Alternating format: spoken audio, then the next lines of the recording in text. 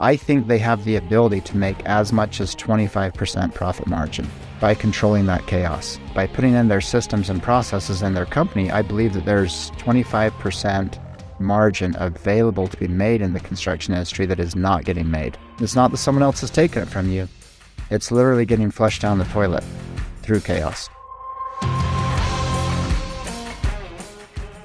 Hey guys, Todd, Dawalt here. Welcome to the Construction Leading Edge podcast from constructionleadingedge.com. Today I've got a great interview for you with Isaac Barlow. He's the CEO of busybusy, which is used by over 60,000 construction companies every day for time tracking, daily reports, progress tracking, and a lot more. Here's what you're going to take away from our wide-ranging conversation. We talk a lot about dealing with obstacles and resistance in business. We'll talk about the role that faith, persistence, and prayer played in getting Isaac and his company where it is today. Isaac explains what he means by the statements, opportunity exists in the chaos that may surprise you. We'll talk about what good construction companies are actually good at. It's not actually construction. There's something else that they're really good at. And Isaac shares a surprising trend that he's seeing across the 60,000 construction companies who use busybusy every day. And we'll talk about what high performers really want, but you may be missing because it's counterintuitive. There's something that your high performers are craving, but you may be missing out on it because it's counterintuitive. And low performers probably hate it. And once you have this in place, it's going to help with your recruiting, with your retention, profitability, productivity, culture, lots of good things. So make sure and listen for that. All right, let's get to it. Here is my conversation with Isaac Barlow, CEO of busybusy. Enjoy. All right, Isaac, welcome back to the podcast. How are you doing today? Good. Thanks for having me, Todd. Yeah, we had a great conversation last year on the podcast. You guys are attacking some of the same problems that we're attacking, but in a different way. So it's always interesting to get folks on here who are all about efficiency and systems and processes and helping eliminate chaos. So I'll let you introduce yourself and talk a little bit about your company, and we'll jump into it. How's that sound? Sounds great. Okay, so Isaac Barlow with busybusy. What busybusy is, where it came from, is my background is in construction, specifically in excavation and land development. In growing up in construction, which I grew up in a construction family, so I came out of high school and just started right into construction. And my brothers, being the kind, good people they were, they threw me right in the trenches. You know, I've had to do all kinds of things, including fix live sewer lines and you name it, just all kinds of terrible stuff, which most of your customers can relate to. So literally in the trenches. We're not talking about like figurative trenches. You were in trenches. In trenches. Yeah. In trenches working. So I know what it's like to do hard work, and I know what it's like to get dirty, and I know what it's like to try to be dealing with that stuff while you're also trying to work on your business, because it's tough. You get that common adage that says, well, you need to work not just in your business, but on your business. It's tough when you're kind of the person running all the different aspects of a business. You wear so many hats. So I was doing that. I was in that process, and I'd grown up in the construction industry, gone through all the different phases, or you might say roles or positions, so that I was actually doing the labor, the production in the trenches initially, then running equipment, then end up, supervising jobs, and then supervising projects, and then eventually moved into an estimating role within my company, and then eventually ended up in an ownership role. And so I was able to kind of see all the different aspects of dealing with that construction life, which is quite an intense life, honestly. And so I having experienced myself, I love the construction industry. They're, in my opinion, these people are the salt of the earth because they're doing a lot of things other people won't do, or don't want to do, things that need to be done. And so I grew up in that industry. And then in 2007, I guess my nature is pretty analytical. So in 2007, I was driving home from work one day, and I'd been pondering, for years, just all the inefficiencies, like you said, chaos. I often say, Construction is like organized chaos. Like we have some order to it. We get things done, but there's a lot of opportunity for improvement. So I was pondering all of that and pondering all the troubles and things we're dealing with and pondering how all the hats I was wearing and all the responsibilities I had to do. And the difficulties, just the obstacles to getting good information, the obstacles to getting help that I needed, that kind of stuff. It just felt like the industry needed to be revamped or, kind of rethought, you might say. So as I was driving home, I had kind of a vision of what it might be, and it came to me so quickly. These thoughts just came to my mind so quickly as I was driving that I pulled over to the side of the road and just started writing down on my, what do we call them back then, Trapper Keeper, whatever the little pad that's Franklin Covey planner type thing. Yeah. Planner thing where you've got, the zipped leather cover because you work in construction. So I started writing down all my notes as fast as I could. And then, of course, pondered it for quite a while after and thought, wow, this is just too big. I mean, how do I ever do this? This is a kind of a rework of the whole construction industry. And it's a unique industry because we're all networked. You take any large building, let's take a Walmart as an example. What does it take to complete a Walmart? 50 to 100 subs, all networking together and cooperating. So it's a very networked industry. Anyway, a couple of years later, or, a little bit after that, we ended up having the Great Recession of 2008 that completely rocked us. And that put me at a very, very humble point in my life and very, knocked me down pretty good. Something I hadn't thought of or prepared for was what we had happen there. And anyway, I was really kind of going through it at a low point. And I'm a man who believes in God. I do. And I was praying one day and just saying, Father, what should I do about this? I mean, we kind of got decimated in the construction industry. We're just kind of destroyed, and I'm trying to figure out what I should do and how to take care of my family. And the impression I got was that I should do something with what he gave me, like I've given you this, you haven't done anything with it, So I got up from that prayer thinking, well, I guess I'm going to do it. And I had no idea what I was doing. And so that's basically where Busy Busy was launched from. Is I got up, I had no idea about the technology world in the slightest, and started calling. I had friends that had, had a CS degree. I figured I'd start there. So I called someone with a CS degree. This was in 2009. And he told me I needed a UX designer, user experience designer. A lot of terms we're familiar with now, but I wasn't back then. So I ended up finding a user experience designer. And then I just kind of got all the ideas out of my head onto a wireframe or a path, flow path of work, charted them out.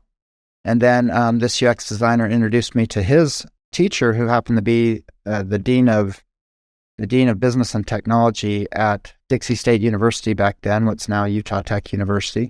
And this particular educator had written his doctorate thesis on e-commerce startups. This is 2010 now, so this is real early on.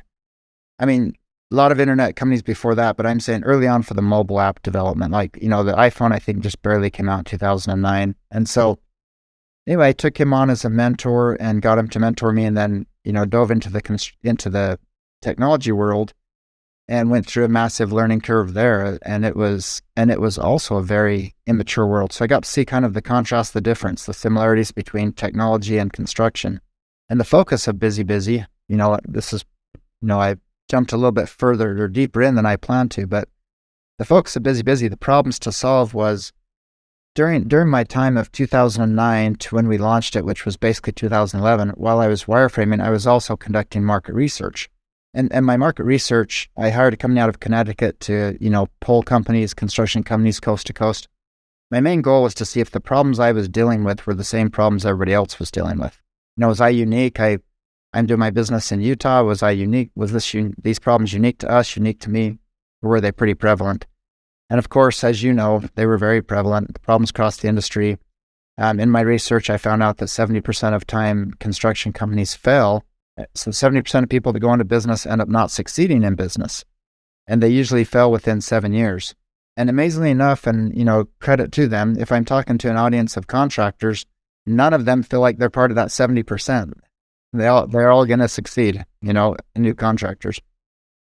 But anyway, so then I dove deeper into root cause. What's the root cause behind failure? And it was what I suspected it was. You couldn't find any evidence of anybody going out of business because they couldn't do their skill set very well, their trade skill set. It was all based on business management.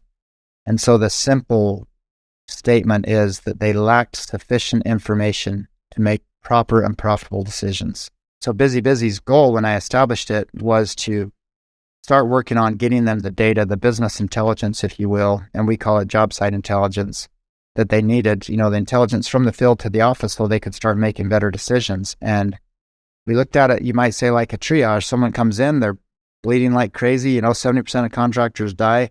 We said, okay, well, what's the most important thing to address first? And the largest variable of data that they had a hard time getting was the labor data. How much labor is it costing me to do a specific task?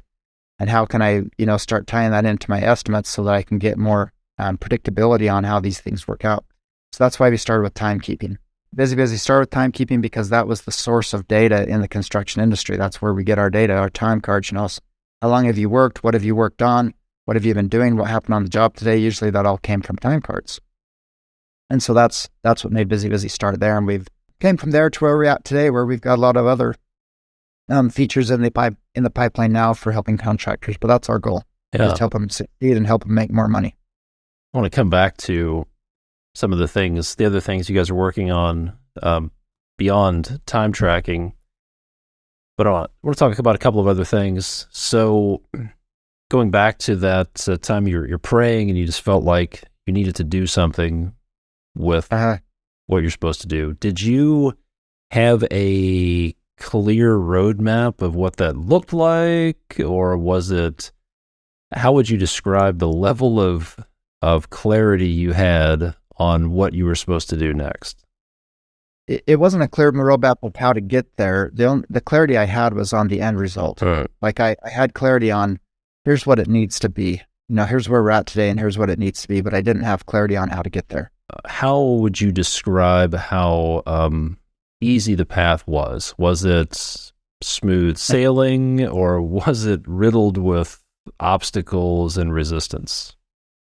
Riddled with obstacles and resistance, without question. I would say where busy's at today, I think statistically 1 in 1,000 technology companies get this far. And in going into it, I had no idea the level of difficulty it would be.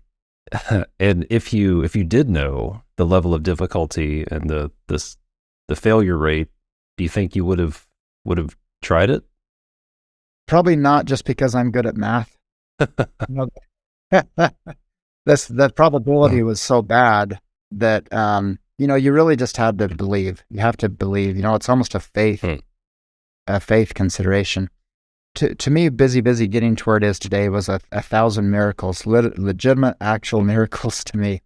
And so you'd have to believe that all those miracles could happen, because the statistical probability, like I say, we're literally 1 in 1,000 at this point.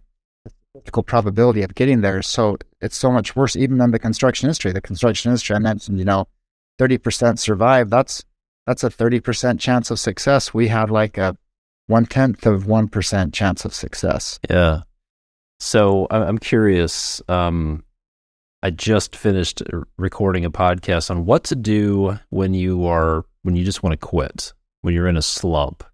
And I have to believe that at some point you were there where you were like, this is impossible, or I wanted to go do something else. I'm ready to quit. How did you handle what seemed to be an overwhelming, insurmountable obstacle or resistance? Any advice? Yeah, it's a great question. I said I'm faith-based, and I do not know how anybody handles it without faith. It just is incredible. So those obstacles you're talking about, I actually had those situations hundreds of times, and I mean that literally hundreds of times on the way. And the two things that kept me going was faith and the obligation of, I had people invest with us in the beginning. I'd taken their money. And so I felt that responsibility of I've got to deliver, I've got to accomplish these things. And so it probably made me continue to persist where I might have given up. And then, of course, just continual prayer. Like I've told many people, I think I said this at our Christmas party last year, Busy's Christmas party. I said, if you didn't believe in God before Busy, you should believe in him after, because it was just so so many miracles, just unbelievable amount of miracles Yeah. to get her. So there are people, I guarantee there are people listening to this thinking, all right, I've got this clear vision of what I want Yeah. to create, this business, this idea, but why does it have to be so hard? Why are there so many obstacles? If I'm doing the right thing, shouldn't it be easy? Yeah, good question. And I'll give a little bit of encouragement too, since I probably gave a little bit of harsh reality. So we started busy really when mobile applications were barely coming online, and honestly, a whole bunch of the technology was very immature. And so the equivalent would be like, what if you were going to go build a school, okay, but you had no plans nor specs, nor was there ever a school built before, and so you had no standards of what footings or drywall or anything look like, right? That's what the path of busy was in the beginning. Today, we have actually a lot of things in place. We, as the industry has continued to mature, now we've got more tools in place, more standards, more systems and processes. So even in the technology world, I would say your chance of survival is better now than it was in 2010, 2011. Hopefully that's a little bit encouraging. And I do believe there's a book I really like. It's called Economics in One Lesson by Henry Hazlitt. And what he tells you in there is, if you have an idea that's going to either improve efficiency or increase quality of life, then that is an idea that can stand the test of time. And so I would say that if your idea is doing one of those things, it's either improving quality of life or increasing efficiency, then, and the end result will achieve one of those two things, then you just have to figure out how to get there. And the most important key to getting there is persistence. It's not giving up. That's really the key. Don't give up. If you really believe in what you're doing, don't give up. Yeah. That's something I realized probably 6 or 7 years ago, the value of persistence. I used to think that I was a chronic idea hopper. So I would try something and then hit a little resistance. It didn't work out. And I would think, oh, obviously this is not the right thing because there's resistance. So let's jump to this other thing, or, this is a shiny object. This looks easy, shortcut. Let's try this. And I spent several years just hopping, running into resistance, hopping to the next thing, thinking wrongly that, well, if there's resistance, I'm on the wrong track. Or if I'm doing the right thing, it should be easy. And I realized that's not the case, that it's not about skill. It's not about talent, genetics. It may not even be so much about the idea. It's about just raw persistence. And that is really the superpower, just not quitting, being either too dumb or too committed, too convicted about the vision to quit. And I believe that I think I'm a testament to being too dumb to quit. Because I've tried a lot of things, did a lot of things that didn't go anywhere, and persistence has been the key. It is. If you study business, I mentioned we study business failure, especially in construction industry. You can find all these reasons for business failure, but it's amazing when you study success, that is the one key ingredient that stands out above all other things, is it's just persistence. If someone wants to say, well, what's the key ingredient to success? It is that. It's persistence. I agree. I want to go back to a word we've thrown around a couple of times, chaos. Every once in a while, I'll talk to somebody and they'll make this passing statement like, well, construction is chaotic, or construction's gonna be chaotic. Just like it's the default. It has to be that way. Does construction have to be chaotic? No, I do not believe it does. And I agree with you. That is the standard. And I don't believe it has to be chaotic. I think there's a lot of opportunity in construction, and all of that opportunity exists within that chaos. Tell me about that. The opportunity exists in the chaos. What do you mean? Well, I mean, I think, for instance, you can have contractors that make an average of, let's say they make 3 to 8% profit margin, which is pretty standard across the industry. I think they have the ability to make as much as 25% profit margin. by controlling that chaos. I think that by putting in their systems and processes in their company, I believe that there's 25% margin available to be made in the construction industry that is not getting made. It's not that someone else is taking it from you. It's literally getting flushed down the toilet through chaos. Yeah, we call those profit bleeds around here. Yeah. It's just bleeding out in the form of lost productivity, rework, schedule overruns, giveaways, unshared, what do I call it? I can't think of the term right now, but unsolicited charity, where we just give stuff away and nobody even asks for it, and it just bleeds out. I'll use them on unsolicited charity. That's a good one. And they don't even send you a Christmas card, even though you're giving away, in some cases, tens of thousands of dollars. So chaos, you've obviously studied chaos, you've studied failure.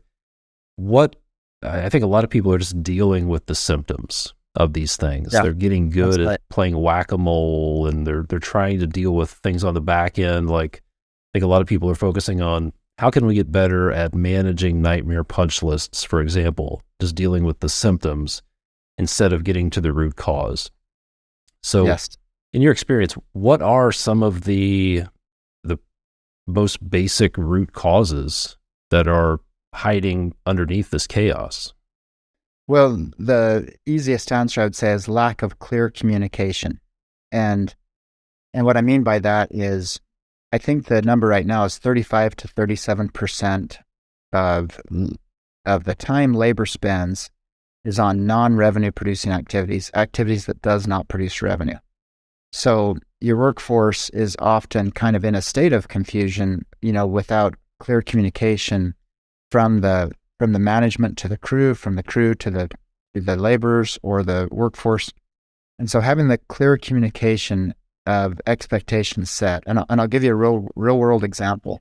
I told you I grew up in excavation. Okay, so, and this I didn't do this because I studied some book on it. I did it just because in my observation, it looked like what the job needed. But in our industry, typically the boss, supervisor on site would run the nicest machine because you're kind of expected to produce revenue. So you're running a producing machine while you're managing other people running a producing machine. So as I was doing this, and you typically run a nice machine, in my observations, I thought I just constantly were seeing fires. We're lacking this material, we're lacking this thing. This thing's not worked out with the GC, with the other subs, whatever the case is. And so what I end up doing is I put the second best operator, because at the time I was the best. I didn't continue being the best because of this decision. I put the second best operator on the prime machine, and I just got off. And I said, okay, now my job is to do nothing more than to keep the work lined out in front of my crew, make sure decisions are made ahead of them getting to that, make sure materials are there, problems are solved, whatever the case is, so that they are producing revenue the whole time. And because of that decision I made, my jobs end up being the most profitable in our company, and oftentimes reach that 25% mark I'm talking about. Because all I did was focus on making sure there were no problems. So people would focus on making money. Yeah. Somebody has to be thinking about, somebody has to be clearing the road. Somebody has to be thinking about tomorrow, today. And it occurred to me recently, I think there's a myth in construction companies. A lot of people think, well, we're really good at construction and that's what makes us good. And we're really good at building stuff and dealing with situations and putting stuff together. Like, we're really good in there right now. But the best contractors are good pre-construction businesses. I couldn't agree more with you. So the best contractors, I've worked with $1 billion a year general contractors all the way down to very small companies. And regardless of size, the best projects that are delivered on time with high quality are done by good pre-construction businesses, because they focus a lot of the time and a lot of energy and a lot of talent on pre-construction, because that's where projects are made or lost, is in pre-construction. Do you agree or disagree? Totally agree. It's the same, measure 3 times, cut once. It's the same concept. you spend the time on the planning and the execution will go smoothly. If you're haphazard on the planning, then the execution has to make up for it, and usually ends up having a tremendously, lower application of success. It's sort of like one of the first guys I worked with talked about, he said something that stuck with me, is that it's really cheap to change lines on paper. So the earlier in the process you make changes or make plans, the cheaper it is. When you have equipment and labor on site, man, the meter's running. That's the most expensive time to plan, to design, and figure stuff out. And I'm convinced that most problems come from the fact that there's an overlap between pre-construction activities and construction activities. And there should be, it's called pre-construction, right? Which means it's stuff that should be done before construction starts. And we're seeing it from our clients, the people who are over-investing on pre-construction instead of doing just enough to start. The projects are smoother, the phone calls go down, profits go up, everybody is happier. It's just so much simpler so my advice to you folks listening is, you may be focusing on how to get better at playing whack-a-mole on your sites. My advice is focus on pre-construction. Go upstream and prevent those problems from ever happening. Get into the mole eradication business instead of getting better at whack-a-mole. And I would add to that, just to be clear on it, is also consider that on a daily and weekly basis. When you've got the right plans and the pre-construction's been done properly, you've taken the first right step, that is the right step. But then as you're out there in the field executing, someone, like you say, needs to clear the road ahead. Someone needs to start thinking about what are the conflicts that are going to exist tomorrow and next week. And as we're trying to execute this job, so that they're you've got that pre-construction that's the whole project, but you also have that pre-construction that's next week. Is next week clear? Do I have my people in a condition that they can produce at the highest speed? Yeah, absolutely. Somebody has to be thinking about right now, today, but somebody has to be thinking about tomorrow. Somebody needs to be thinking about 2 weeks out.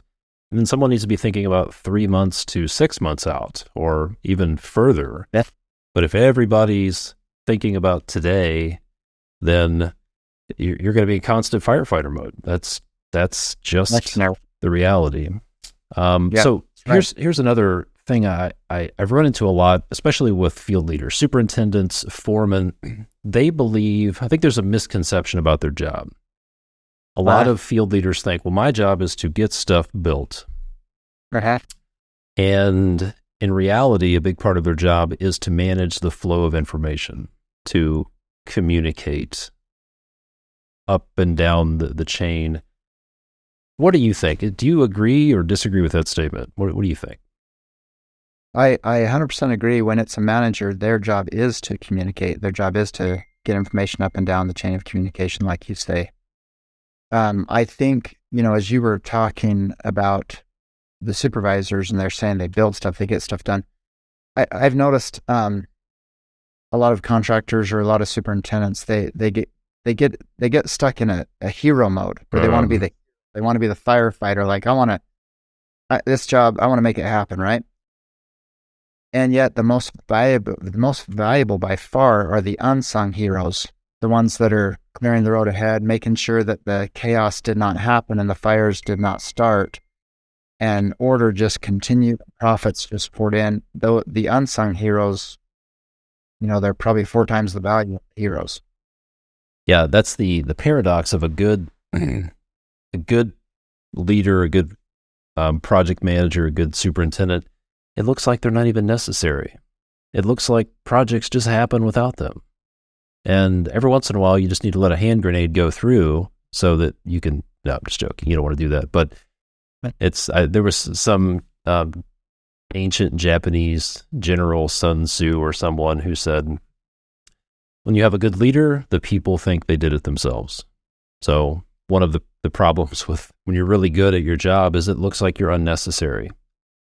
Because things just happen, and that's really what we need to strive for. Is we shouldn't have a lot of fires to put out. We should put the Superman cape up on the wall and not have to put it on.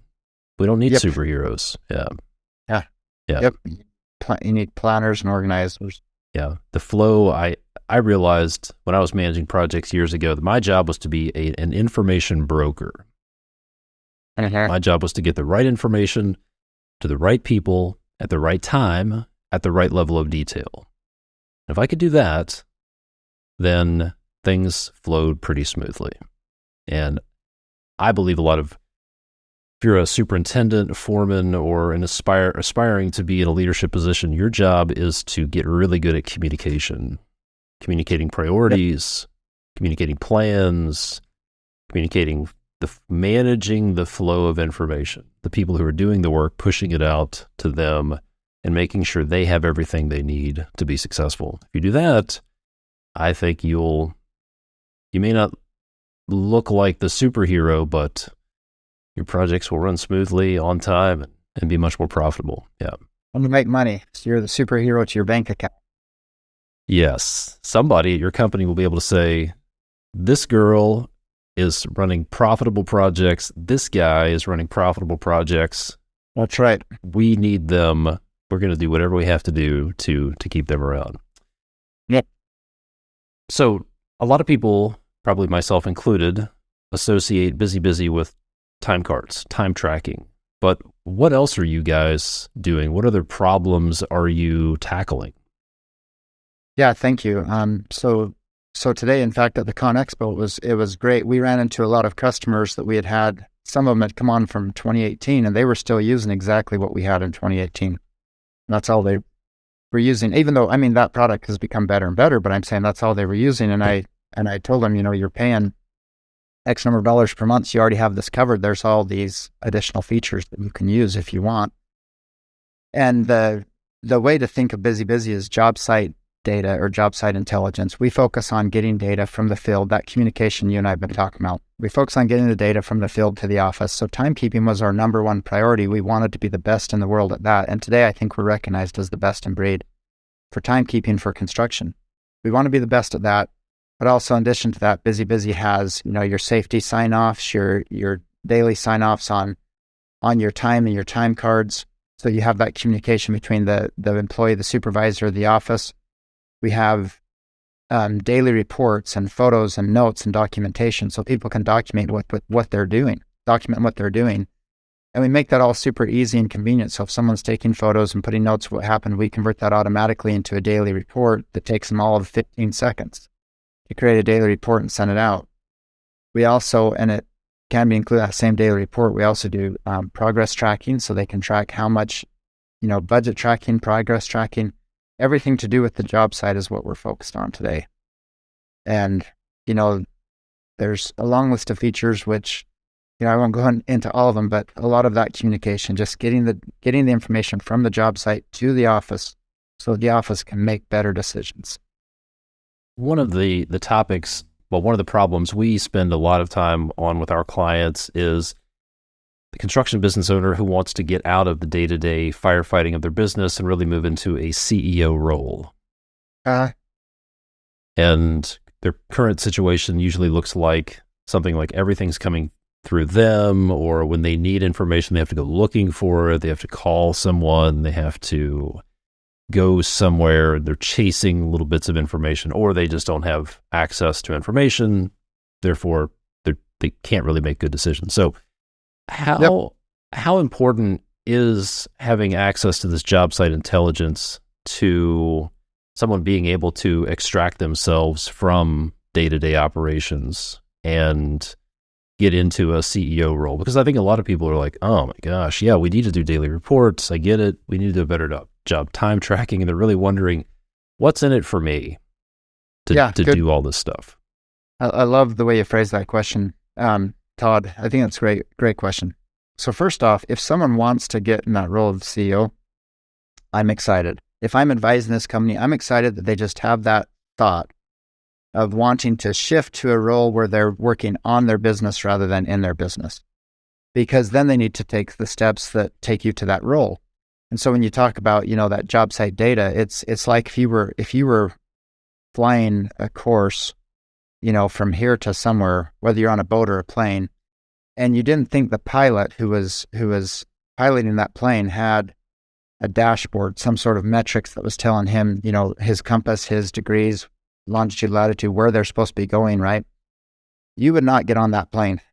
And that is how it is when you're the CEO and you're leading a company. If you don't have these metrics, these ways to measure your company, you're really putting your entire team at risk, because how are you supposed to create a team and put it together and give them confidence of their future that they can count on working with you and being with you if you don't have these metrics and this data that allow you to make the decisions to have the company be more successful and build their success in their organization? You're cutting out their opportunity, you're cutting out their success. And so the reason I say I love it, that if someone even says they want to be the CEO, is it's like, okay, great, you are ready to finally start working on your business rather than just in your business. Let's talk about how to do that. And, the best way to do that, of course, you have to have data and metrics, but you have to also be able to hire top talent. You have to hire key people, and you've got to start handing things off to them. It can be little by little as you get comfortable with it, but eventually you have to hand off the operations of your company to other people that you trust, and you might segment it into different responsibilities. But then, of course, you've got to look either at yourself or put a person in there that says, it's your data and metrics person. Either you've got to be that or someone else got to be that, but you have to make sure you're getting those, key performance indicators that are coming from the field saying, here's what's happening, so that you can guide that ship. Yeah, I read a quote specific to financial information. If you don't have good, accurate financial reports, it's like you're driving a car with the windshield blacked out at night, no headlights, and the dashboard is covered up, and you're going 100 miles an hour. You're just driving, and basically it. You're basically hoping the road stays straight. You're going by gut feel or using the force. And what I found is that we're actually almost hardwired to be bad at decision making without data. It's like, it feels like I should buy this, or it feels like we have enough work, and it feels like things are going pretty well. I on one of the very first job site I was on out of college, we were building a college library, and it was about an $8 million project, and I'm this green project engineer, first project, and a couple of months after starting on the job, the senior project executive, who had like 25 years of experience, walked into the trailer and said, "Hey, Todd, how's the job going?" And I was like, "It's going great." And he said, "How do you know?" How do you know? And I'm like, I don't. Feels like you need to be able to answer that question. How do you know how things are going? And because sometimes things will be just fine, and you'll be convinced they're bad. Or, speaking of contractor failure, I've been reading a study that was done by the FMI Corp about why successful contractors self-destruct, why large contractors fail.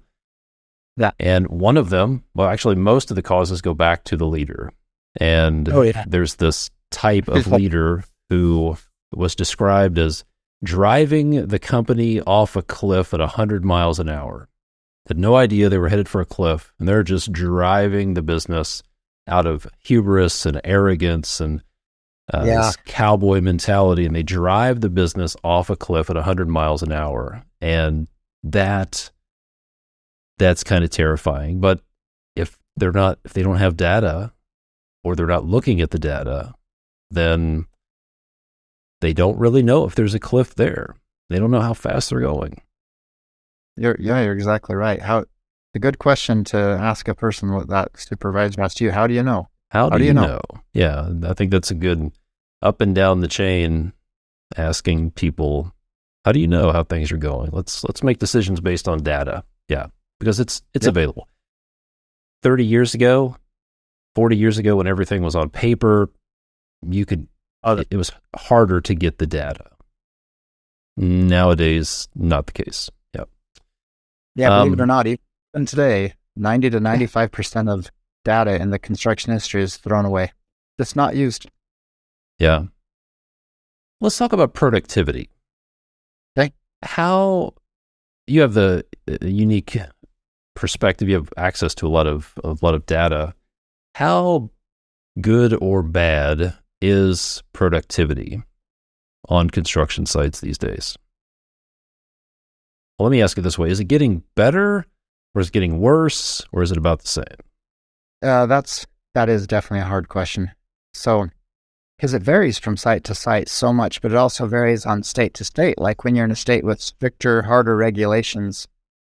Let me answer it with kind of a vague answer, okay?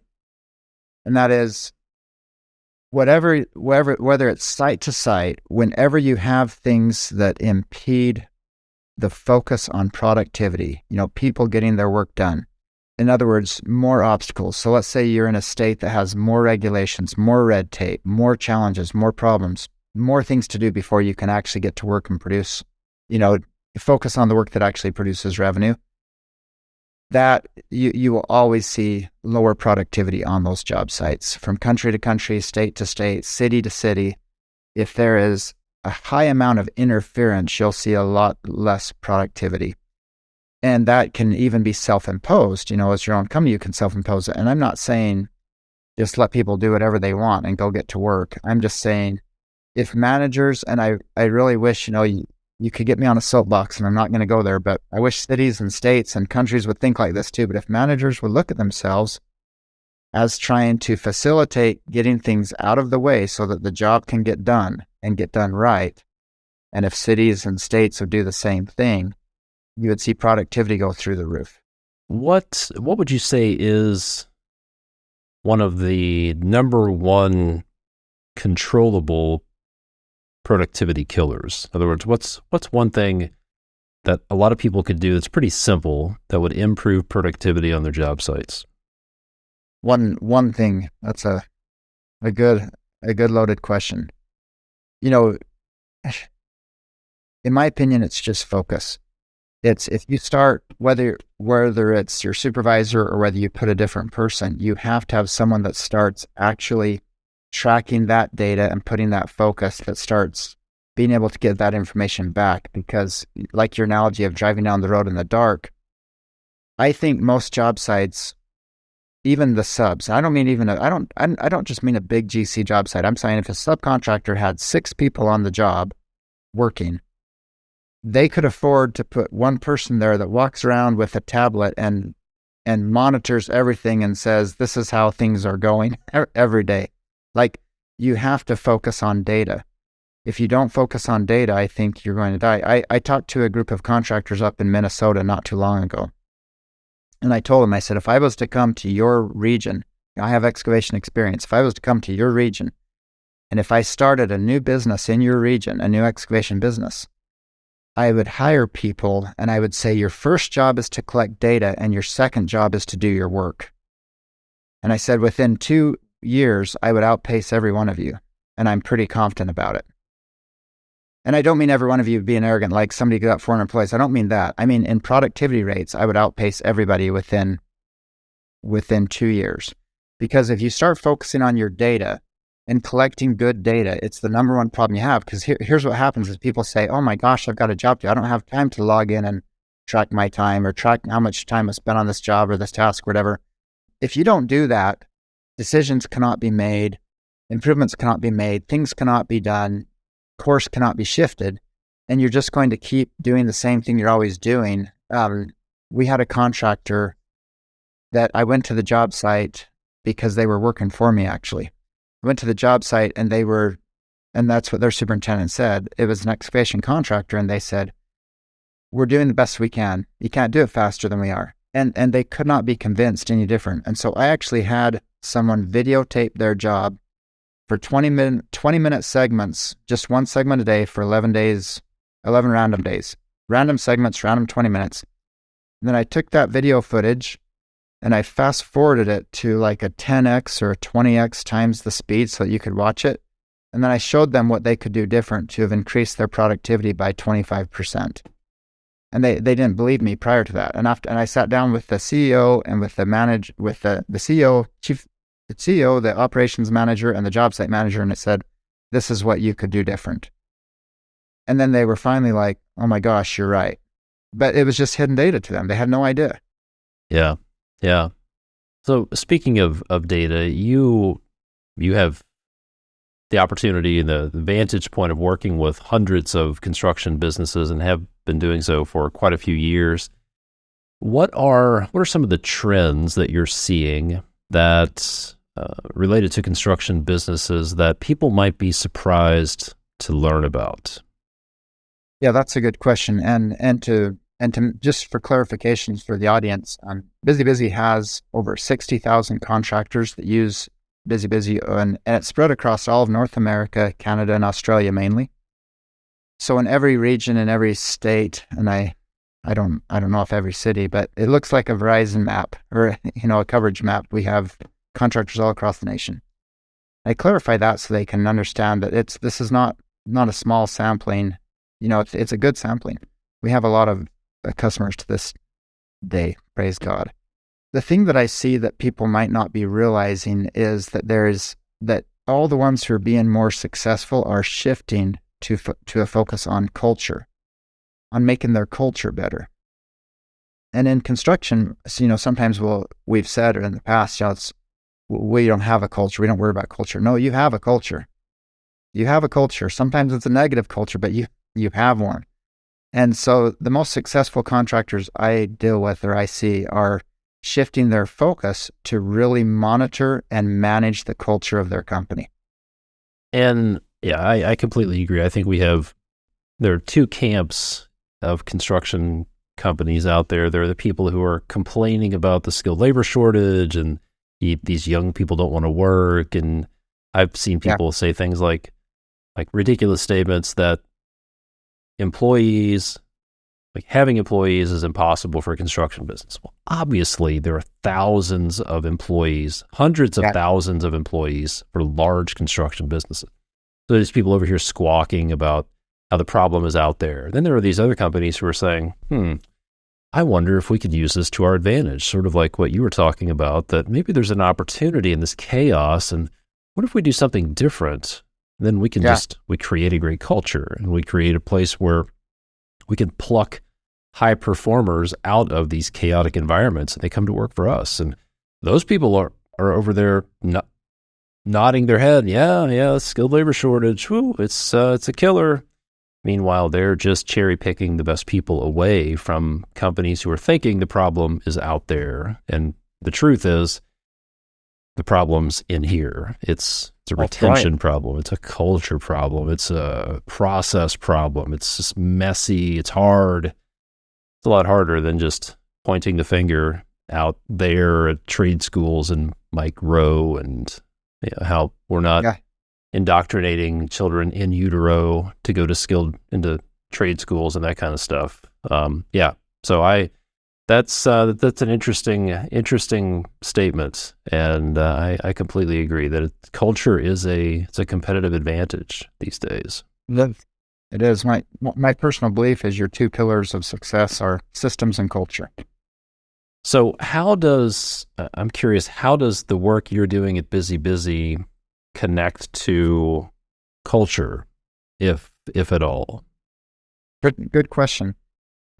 Because a lot of times it can be perceived that we're not good for culture, right? Because people say, I don't want someone tracking me, your big brother and me, all that kind of stuff, okay?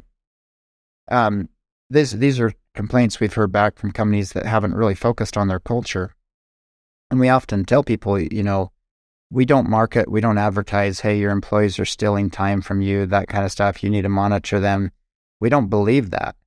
We believe that employees are kind of following the culture of the company. And so when we help a company that's successful at implementing busybusy, they implement it as a way to improve their systems and processes in their company and create more opportunities for their people, give more data even to their people. Because you said the key word, and that's high performers. Who do you want to attract to your company? Well, high performers, they want to be tracked. They want metrics. They want data. They want to know the score. High performers want to know the score. They want to know, like, did I succeed? Did I do better or did I do better today than we did yesterday, or this week than last week? And so what busybusy does is it starts to create this culture of metrics and data within your company and reporting. Because the other problem, I've lived this, I believe I was a high performer when I was out in the field, is nobody notices. You go to work and you perform well, you make all the right decisions, and no data is being communicated back to the office, so nobody notices. That doesn't translate to your pay, that doesn't translate to bonuses or opportunities or training, and so it's really hard for people to notice they're high performers. And so a high performer will automatically go to a company where they can be noticed. And busybusy helps that process. And so we actually get a lot of customers from employees that have used busybusy in one company, end up transitioning to another company that isn't using busybusy, and they'll tell them, you should try this out. Like, we've got a lot of referrals from employees that have used our system when they go to new companies. So it's all about how you implement it, but absolutely busybusy ties into the culture of a company. Yeah, I love that. Yeah. High performers want to know if they're winning. Am I winning? What does winning look like? And am I winning? That's what they want to know. I can remember. And how do I win more? Yeah. It's tell me what winning looks like, and then what's next? Where do I go from here? And I know I've had a few conversations back when I was working for companies, and I asked that question, and the answer was, I don't know. Or even worse than that was, I had this conversation at a review after I was at an employee-owned company, great company, but this may have been one of the problems with an employee-owned. Well, I don't want to go there. This was a problem with this company. After 3 or 4 years with the company, I had achieved the project manager status within like 2.5 years, as opposed to like 5-year typical track. And I finally asked the vice president, so how is my compensation determined, and how do you decide when to promote me? And he said, well, here's what we do. We go look at the average salary we're paying new hires, what we have to pay them, and then we adjust up based on the number of years you've been with the company, and then promotions are decided sort of as a group. So when everybody in your class is ready to be promoted, then we'll promote all of you. I said, so you're telling me my compensation is based on what you're paying somebody else, a new hire? Yeah. You've got to be kidding me. So has nothing to do with my performance. It completely disconnected. Yeah, my compensation was completely disconnected from my performance. So that was the worst possible answer he could give me. I wish he would have just said, well, we pick a number out of the hat, or, I think about, read the tea leaves or something. But when you get a high performer and you tell them, all right, this is what winning looks like. We're going to give you everything you need to succeed. We want you to win. And we're going to tell you when you win. That is a fantastic culture where high performers thrive, and low performers will probably opt out, or they'll get pushed out. And that is almost like a self-sustaining culture in my experience. You're exactly right. The other problem, if the high performer doesn't leave, what did you do to them? Like, what did your boss do to you? He literally, if you didn't leave, he shifted you to a low performer because he communicated to you that your performance didn't matter. And so what motivation do you have to perform anymore? If you were going to stick around, it's like, well, I'll just do what everybody else does. I'm going to pay the same as everybody else. Yeah. Why am I working all these extra hours? Why? I left because I couldn't. I realized I was either going to become a low performer or I had to leave. And I did not want to become a low performer. That scared me. That's a perfect example of what I say about focusing on culture. Yep. Perfect example. Yep. You will lose your best people if you don't put some focus on culture. Yeah, I really like the fact that you highlighted this misconception that this is going to feel big brotherish. It's going to feel like you're spying on me. It's going to feel like micromanagement. It's going to feel like you don't trust me. And the reality is high performers want to know. Every basketball player or football player, they're looking at the scoreboard. They want to know. They're looking at their stats. You go into a car dealership, there's a leaderboard showing how they're doing. People want to know how I'm doing. Imagine if you had a player playing basketball and they came back to the coach and they said, how many baskets I made? And they said, well, you've made a lot. I don't know. I mean, you've made a lot. Yeah. You're doing good. And I actually think coaching is a perfect example of what we've been talking about. Is a business leader, a business, whether it's the CEO, president, whatever you are, you should consider yourself the coach, because you're trying to help them try to maximize their potential. You're trying to maximize your people's potential. And if you don't have the data and the metrics that help you do that, then get them. Get the data metrics. In 2023, it's available to you. Yeah. Obviously, I think busybusy is one of the best sources, but I'm saying it is available. Like if you don't like one product, look for another, but you have data available to you. Yeah. And there's no excuse. And the ROI. Oh my gosh. The ROI, I've had some experiences with time tracking years ago, and the ROI of putting that system in place was just incredible. One of the best. It was actually the very first system I put into a business that I came in to run was a time tracking system, because the ROI, the measurable quantitative ROI was tremendous. And then the other ripple effects were just incredible as well. So it goes back. Goes to what I was telling you. The reason we started with time tracking is just what you're saying. It's the first major thing you need to fix. We've had customers, it's very typical for customers to make at least 10x on us. That's super easy. That's super easy to make 10 times what you spend on us. We've had customers that pay us $10,000, I don't know, maybe $20,000 a year, come back to us and told us that we shifted their bottom line by $1 million a year. And it isn't that we did it. It's what those ripple effects. We just started presenting the data, and then they started getting the data, and so they started making changes in their business. And so they ended up adding $1 million a year in profitability. And that's just insane ROI. Yeah. Yeah. There's so much upside, and it doesn't, if you're driving your business in the dark, it doesn't have to be that way. And there are solutions out there. There are systems you can put in place. They are affordable. Some of the best investments you're going to make in your business. And that's the good news for you folks. So, Isaac, fantastic stuff. Appreciate the conversation. Appreciate what you guys are doing. If folks want to learn more about busybusy and check you guys out, where should they go?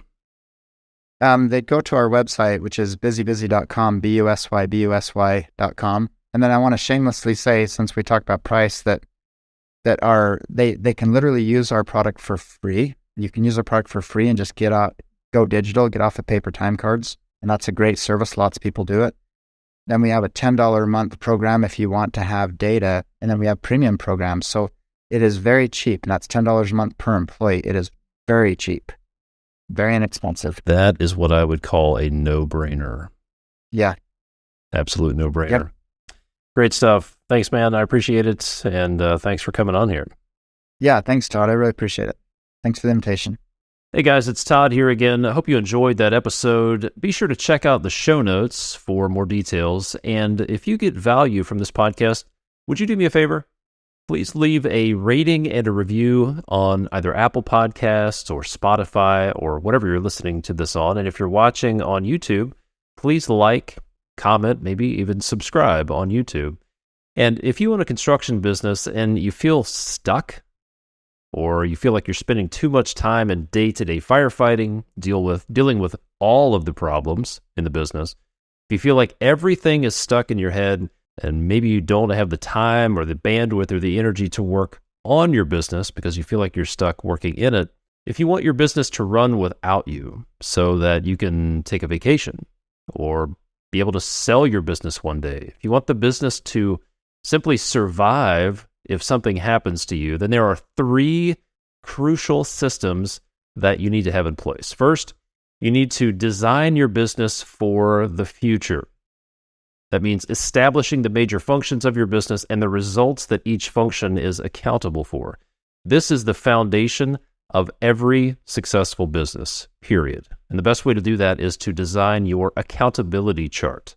Second, you need to design and document your process to what we call nail the handoff from the office to the field. This is a very disciplined and, very importantly, documented process that maps out every step of the pre-construction process. Very important that you have a pre-construction process. This is where projects are made or lost. This will eliminate the majority of the chaos on your job sites, and you'll also learn the secret sauce for getting your team to actually implement a process. That's very important. Third is implement the leadership systems that your team will use to convert your goals and objectives into reality. Somebody needs to be planning tomorrow's work today. Someone needs to be doing 2-week look-ahead schedules. Someone needs to be establishing the most important things for the next 6 to 8 weeks for the business. And there needs to be a good, solid weekly team meeting. These are your leadership systems. So there are 3 crucial systems: designing your organization for the future, nailing the handoff, and leadership systems. So you can certainly figure all of these out on your own through trial and error. You could spend months, maybe even years experimenting. You could try things out, see if it works.